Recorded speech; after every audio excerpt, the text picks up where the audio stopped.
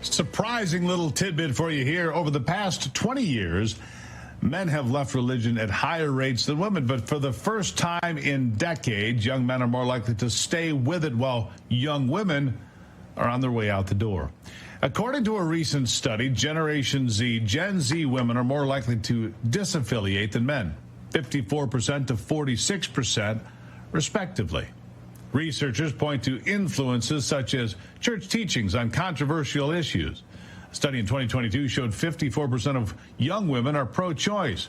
31% of Gen Z women identify as LGBTQ, compared with 15% of Gen Z men. Young women in general are simply becoming more liberal and progressive, while the newest generation of Catholic priests are markedly more conservative. Here with me to discuss it is campus reform correspondent and a student at the University of Florida, Emily Sturge. Emily, nice to see you again. It's been a bit. Great to see you, Steve. Yeah, how are your studies going? I understand you're slaving away there in the dorm room, making sure you get your work done. I'm doing great. I'm working hard. I'm preparing to apply to law schools. And talking about this story, we can talk about feminism, and that's why this story is unfortunately the case. The alarming rate of Gen Z women leaving religion is a result of the false narratives that the left is peddling about feminism and about Christianity. The left has sold this lie to young women that in order for us to be free in today's society, we need to reject traditional values of womanhood and being a wife and being a mother. And we need to instead focus on our careers and, unfortunately, aborting our children. As a Gen Z woman, I've seen how women in my generation have fallen victim to these radical feminist lies. And I've seen how women around me on my college campus have demonized traditional values and have rejected religion as a result. Yeah, we saw the great blowback that Harrison Butker got, the kicker from Kansas City, at a private Catholic college when he gave his commencement speech for talking about traditional American families, traditional roles of mothers and fathers. Didn't tell anybody what they should or shouldn't do, just said being a parent is very, very rewarding. I happen to agree with him most days. And so, but he got a lot of blowback on that. Doesn't make a lot of sense to me, but he said the right things, didn't he?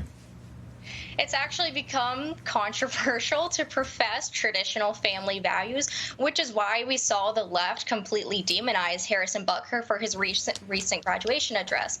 As a young woman, I appreciate Harrison Butker celebrating motherhood and celebrating wifehood and talking about these values, because everybody in today's society is apparently too afraid to talk about these values because they've somehow become offensive. I think motherhood should be celebrated. I think being a wife should be celebrated. So I completely support Butker discussing these values. I think it's a very positive thing to talk about these values in our society. I want to focus on some of the trends we're talking about here. You know, the number of people that are involved in the LGBTQ community, the number of people that are trans today compared to 10 years ago or 50 years ago when it didn't exist. And I look at the impact of social media, and I say that also with Harrison Butker in mind because I see these young women out there that are mothers, that are stay-at-home moms, that are cooking and doing different things, that have become huge influencers, and boy, does the left hate them. I mean, those folks, those ladies are lightning rods for hate, aren't they? Just because they stay at home, they cook, they clean, they take care of the kids, they love their husbands, they love their family, they love what they're doing, and somehow that's not good enough for the venomous left, is it? It's a very positive thing to have these type of influencers and role models on social media today because it's kind of unheard of at this point. The modern feminist movement emphasizes the importance of career over family life and tells women like me that our careers will actually lead to greater fulfillment than ever being a mother or a wife. The left tells young women that in order for us to be happy or fulfilled, we need to stay single and instead focus on our careers, but I'm not falling for that. I can't imagine coming home later in life from a long day at work, coming home to an empty home with no children or no husband. That doesn't sound like freedom to me. The left sells that as freedom, but that sounds like complete misery to me, if I'm being honest. Yeah, so for folks that want to choose their own path, maybe they do want to be a lawyer. Maybe you want to be a lawyer and not raise a family for a okay, that's great. Love that.